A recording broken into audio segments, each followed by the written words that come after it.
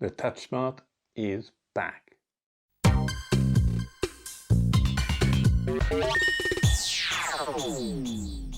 Hi, welcome to the Mammoth Tech Show. I'm Jeff and this is a HP Touchsmart IQ770, and you may have seen this before if you've been following the channel for a while, in which case thank you very much. You may have seen part one of the restoration teardown series of this HP Touchsmart 770. If you haven't, not surprising, it was about 2 years ago, but it is finally back. In the previous episode, all that time ago, we went round the history of this machine, its specifications and its general overall exterior condition, which is sort of slightly dog-eared.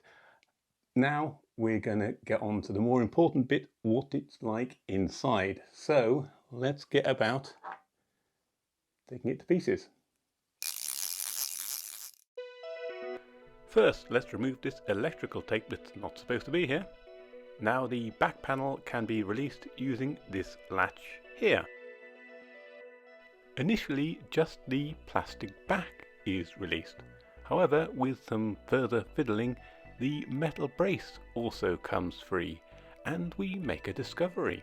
That is supposed to be attached to that. The top cover should be easily removed.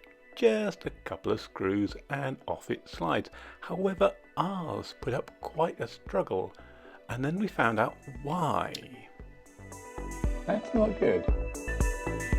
We have rust. There. It explains why it was very reluctant to come out. The innards of the Touchsmart are now revealed, and it looks a lot more like a laptop than a desktop. On the right here we have the slot loading LightScribe DVD writer. Then we can see some laptop memory. Heat pipes run from the GPU and CPU to a rather janky looking fan, which resides next to the big shiny silver power supply. Taking the back panel off reveals the two rather large springs that allow the articulated screen to be held in place. Powering on the machine gives us the same blank screen issue we experienced last time. This is most likely due to a dead graphics processor. The mini NVIDIA graphics card present in this machine is a little bit notorious for dying due to overheating, and obviously they can't be got anymore, and it's not like you can just slot in another type of graphics card in its place. This dodgy wiring around the cooling fan indicates that someone's been in here before. Possibly the cooling system failed and a bodge fix was tried. So unfortunately it looks like it's the end of the line for this machine, at least as a functioning computer. Whilst it would have been fascinating to see it actually run, this is no longer really a practical computer to, actually use. But as a mark of respect for this magnificent machine, we'll take it apart properly so we can see what made it quite such an unusual computer. Removing this front panel requires the extraction of a number of secretly located screws. Flip down this flap, and then if you peel up the ends of this label, you'll reveal 2 screws. Sliding out the DVD drive will unearth the final screw lurking underneath. You can now remove the front panel and gain full access to the motherboard.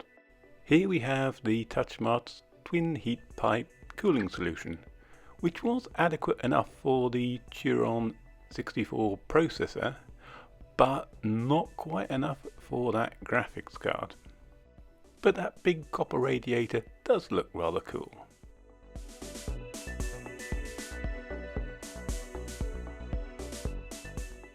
If you're thinking that that Turon CPU looks a little odd, it's because it's missing the IHS, or integrated heat spreader, the metal lid that most CPUs nowadays have. Although it did initially have this square of film with a cutout in the middle, serving as protection for the smaller, more delicate components on the CPU board.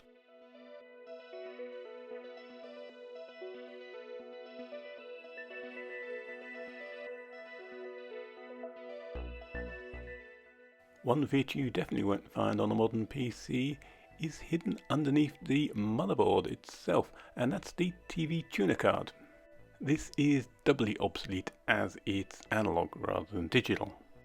A right angle connecting adapter allows the TV card to sit parallel to the main motherboard along the bottom of the case. It also spins the connectors round 180 degrees before finally connecting up to the motherboard from the bottom. As with most of the rest of the things found on this PC, the power supply is custom and features a lot fewer cables than you would normally expect. Its 210 watt output is shared between a 20+4 connection for the motherboard, a 6-pin and 8-pin connector, plus whatever this is. As well as the graphics card, the motherboard also features 2 NVIDIA chips. This big one, which hid underneath the DVD drive, and underneath this shiny heatsink we find a second. This one presumably runs considerably hotter. Not only does it have the heatsink on the top, but it's also passively cooled from underneath. A thermal pad sits on top of a raised part of the Touchsmart's considerable metal chassis, effectively turning into one big heatsink. Not a bad idea. These 2 small cards form one of the Touchsmart's bigger selling points, and that's the myriad ways it could ingest media.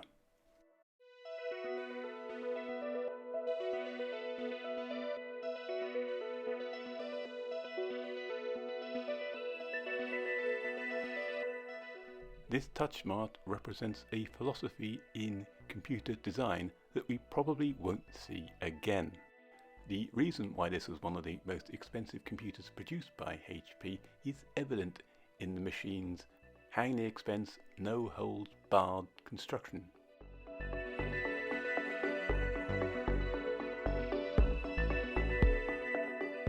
Taking this once top tier and highly spec'd machine apart was extremely interesting and informative for me, and I hope for you too. If you've had experience with one of these machines, why not share it in the comments? And if you enjoyed this video, please give it a like, it really helps the channel. And if you'd like to see more from us, why not subscribe? I've been Jeff, this is the remains of a HP Touchsmart, and you've been very kind to watch. Thank you very much.